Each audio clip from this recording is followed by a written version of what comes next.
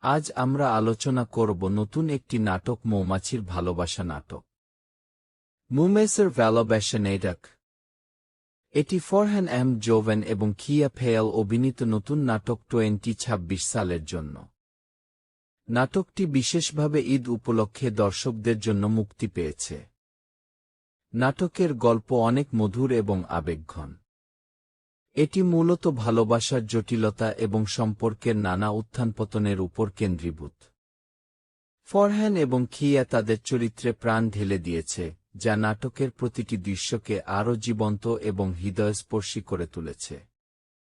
গল্পের প্রতিটি মুহূর্ত দর্শকের আবেগকে স্পর্শ করে। কখনো হাসি, কখনো চোখে জল, সবই খুব স্বাভাবিক এবং প্রাকৃতিকভাবে ফুটে উঠেছে।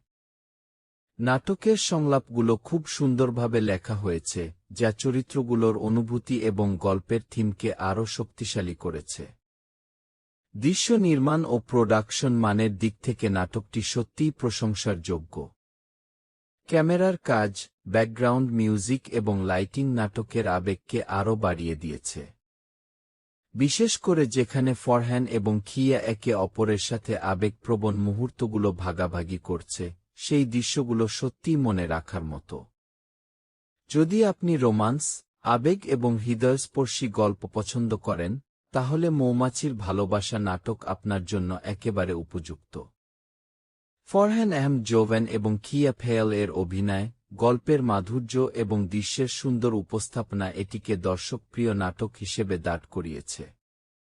মোটকথা, এই নাটকটি শুধু রোমান্টিক নয়, এটি আমাদের সম্পর্ক, বিশ্বাস এবং ভালোবাসার গুরুত্বকেও সুন্দরভাবে ফুটিয়ে তুলেছে। তাই ঈদে এই নাটকটি দেখার সুযোগ মিস করবেন না।